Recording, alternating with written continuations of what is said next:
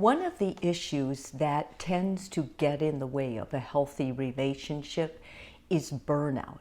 And burnout happens when one person especially is very burned out with what's ever going on in their life, and they transfer that to the relationship.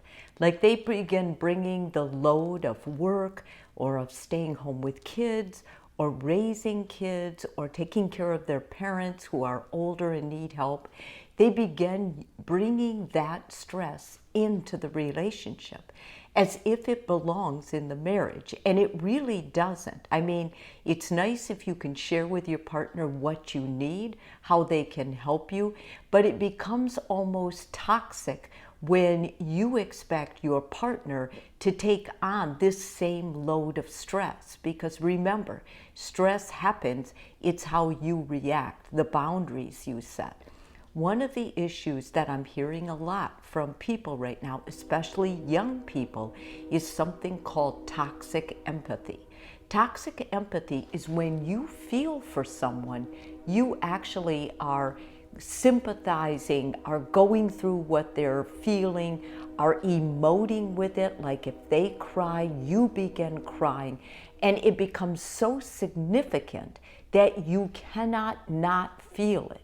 Like you've heard this phrase, I'll never be able to not see that again. Well, these people cannot not feel it. And because of this, it creates, just a terrible load of stress in the relationship. Now, how do you know if you or your partner has it? There are warning signs. And the warning signs are there's emotional exhaustion. Like you are just tired. If you're around this person at all, you're exhausted. You don't feel like going out. You don't feel like getting dressed up or putting makeup on because you're so fatigued. The second thing is you begin neglecting your needs. You know how you had that appointment for the dentist or the eye doctor? Well, you don't go because this other person you feel needs your full support. And you can't take care of what you need to get done because of their needs. Their needs take a precedence. It's almost like you can't escape it because you feel exactly what they're going through, maybe even worse because you're so helpless to make the changes. Next, you start feeling responsible for the other person's feelings. And this is when it really gets scary because you may say, well, they're going through a bad time, and part of the reason is because it's my fault, because I was explaining to them how this can happen, and now it has, and so it must be my fault. And thirdly, just struggling with boundaries. You can't set a boundary. You can't say, well, today I'm going to meet with my child's teacher, so I won't be able to do it.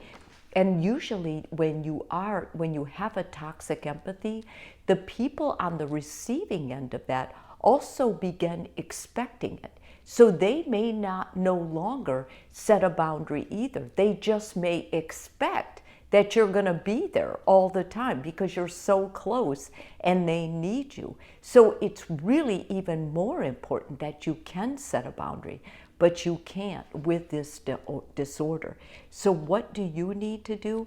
Well, if your partner has this, or if you're the one seeking help, the first thing you need is you need to set boundaries. And the partner who does not have this can help you set them. They can say, listen, today is our day, or tonight is our date night.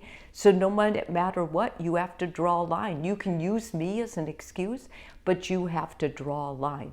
The more that partner can come in and help you set a healthy boundary, the better off you're going to be because they can help hold you accountable too. And it's very important that you listen to them during this time. Next, practice emotional detachment. People have bad times, and sometimes the more you step in to rescue them or help them, you enable them. You don't allow them to build confidence from being able to do something on their own, which can not only be, not in their best interest, but you already know it's not in your best interest. Thirdly, prioritize self-care.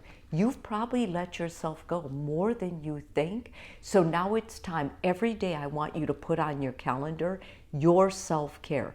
Give yourself at least an hour every day to take care of your needs, and eventually expand that. You should be able to get 2 hours a day for you. And lastly, encourage problem solving. Rather than taking the load upon yourself, ask the person who needs your help, let's see, what can you do? Let me help you break this down. We'll break this big thing down into 5 categories. You know, you're going to get exercise, and then you're going to talk to so-and-so, and then you're going to seek this professional help. And the more you encourage them to see a counselor or get help on their own, the better friend you're actually being. You're not being mean for setting a boundary and being firm about it, and you're not being mean to tell them, this is beyond my expertise, I cannot do this, you need a professional. The more you're able to give them space to work it out, the more you're going to have some space to create what you need for yourself, for your partner. You're going to take your own energy back, and that is absolutely necessary. If this video is helpful for you, please subscribe. And if you're already a subscriber, thank you so much.